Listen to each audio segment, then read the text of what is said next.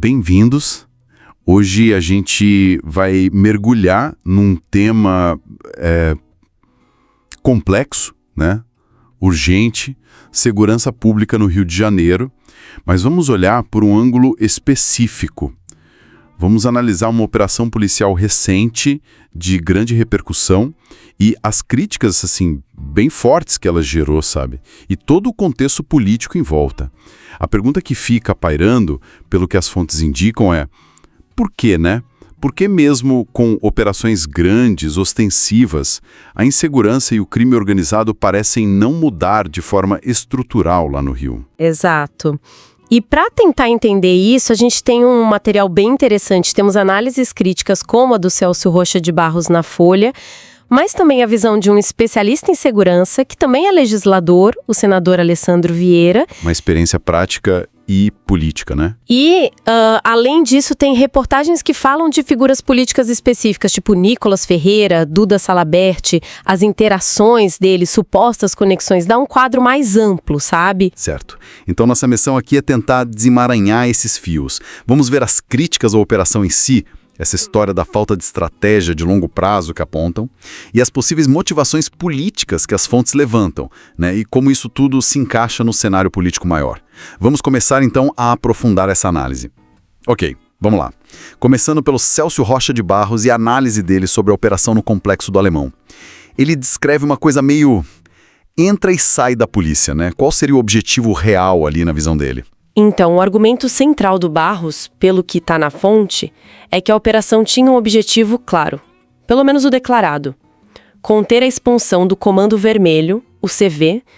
Parece que a facção estava retomando territórios que tinha perdido antes para as milícias, aqueles grupos armados, né, que controlam áreas e exploram serviços ilegalmente. E o alvo principal da operação, um tal de Doca, seria tipo o líder dessa expansão do CV. E aí que a análise dele fica mais delicada, digamos assim, né? Ele levanta uma hipótese bem forte, que é essa operação feita no governo Cláudio Castro, que a fonte descreve como bolsonarista, poderia ter um efeito meio inesperado ou talvez implícito, de limpar o terreno, como ele diz. Quer dizer, ao atacar o CV ali, poderia, sem querer ou não, abrir caminho para as milícias ocuparem aquele espaço, principalmente em Jacarepaguá, que é uma área estratégica. A fonte até menciona as mortes que aconteceram e o objetivo oficial, que era frear o CV em áreas que também interessam às milícias, ao PCC, ao Terceiro Comando. É uma acusação grave. E um ponto que o Barros bate muito na tecla é a falta de segmento. Ele critica demais isso. Descreve um cenário assim: a polícia vai lá, faz operação, um barulho enorme e depois vai embora, simplesmente some. Não tem uma ocupação de verdade, como tentaram fazer com as UPPs antigamente, né? E o resultado prático, na visão dele, é que os moradores ficam na mesma, pagando taxa para o CV, que continua lá, e ainda tendo que lidar com as consequências trágicas, tipo procurar corpos, essa ausência do Estado no dia seguinte que ele fala. Pois é, essa crítica do dia seguinte, da falta de um plano continuado, não é só do Barros, né? O senador Alessandro Vieira, que foi delegado 20 anos lá em Sergipe, relator da CPI do crime organizado, ele também falou sobre isso na Folha, certo? Precisamente. O ponto central do Vieira bate muito com o do Barros Messuei. Ele pergunta direto: tá, fizeram a operação e depois? Qual o próximo passo do governo do Rio? Essa falta de um plano claro para depois da operação, para ele, é um sinal de falha estratégica grave. O que se faz quando a poeira baixa? E o Vieira detalha isso, né? É um argumento forte. Ele diz que só enfraquecer a facção por um tempo não adianta muito. É quase cosmético. Ele calcula lá que um prejuízo de, 10, 20 milhões de reais, ou perder uns 100 soldados, isso o crime organizado repõe rápido, em semanas ou poucos meses. Exato. É como enxugar gelo mesmo. É essa sensação que passa. E aí a gente vê uma convergência interessante. Um comentarista político e um senador especialista em segurança, olhando por ângulos diferentes, chegam na mesma conclusão. Falta estratégia de consolidação. Falta pensar no depois. como o Estado vai ocupar aquele espaço de verdade, oferecer algo para a população e não só fazer essas entradas pontuais. E aqui a coisa fica mais interessante ainda, porque o Vieira não só critica, ele faz uma distinção importante. Ele fala dos tipos de ação contra o crime organizado. Ele compara essa operação no Rio, que é muito focado no território, no confronto direto, sabe?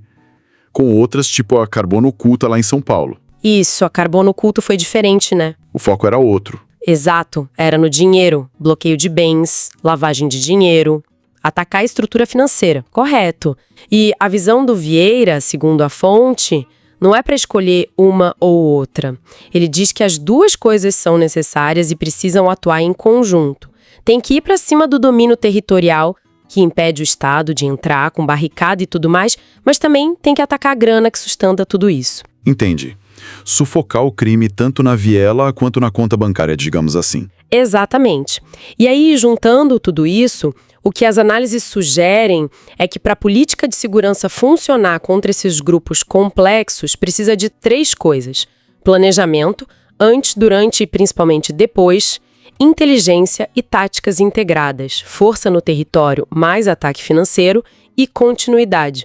E são justamente esses elementos, planejamento, integração, continuidade, que as fontes estão dizendo que faltam ou são muito deficientes nessa abordagem recente lá no Rio. E claro, não dá para falar disso tudo sem olhar o contexto político, né?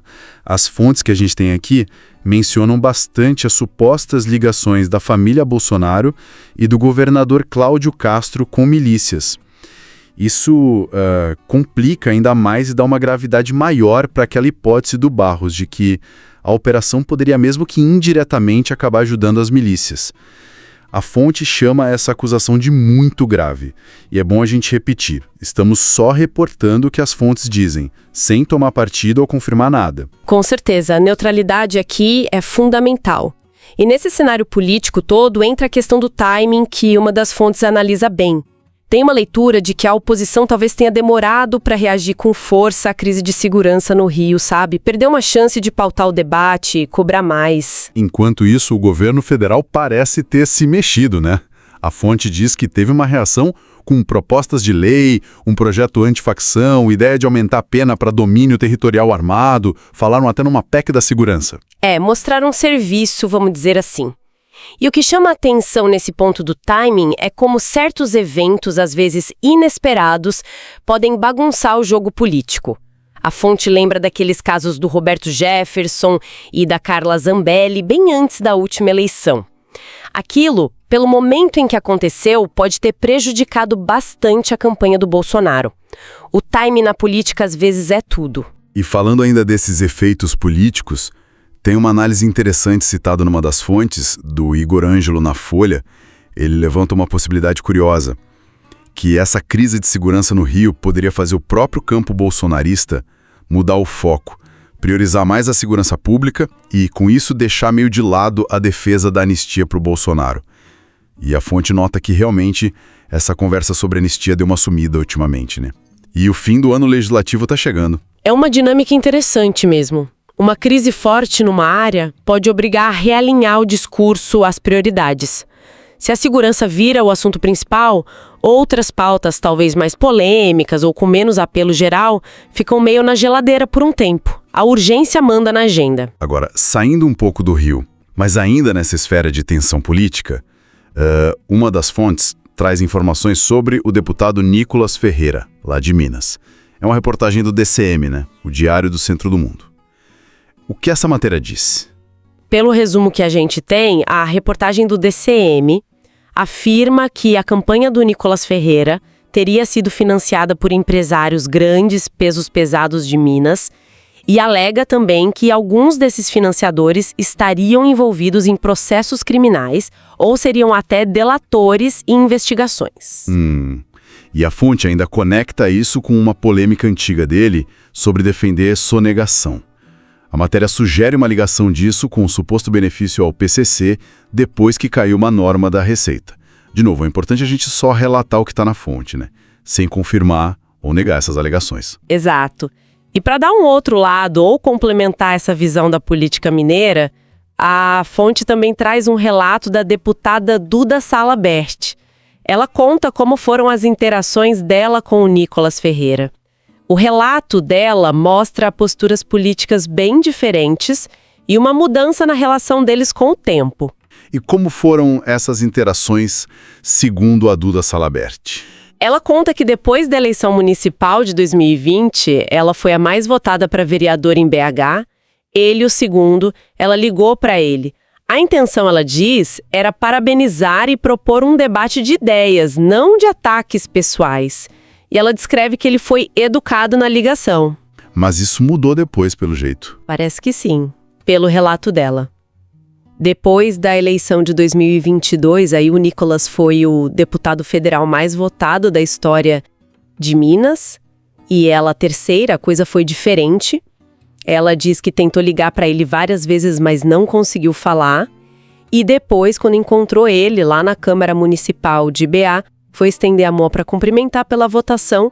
Aí, segundo a Salabert, ele não só não apertou a mão dela, como pegou o microfone e fez um discurso que ela chamou de odioso contra ela. Nossa, que situação. E qual a lição que a Duda Salabert tira disso, segundo a fonte? A conclusão dela, como está descrito ali, é sobre aquele princípio da política, né? De ter adversários e não inimigos. A visão dela é que a política deveria ser para buscar algum consenso, ou pelo menos uma síntese, né? Tese, antítese, dialogando.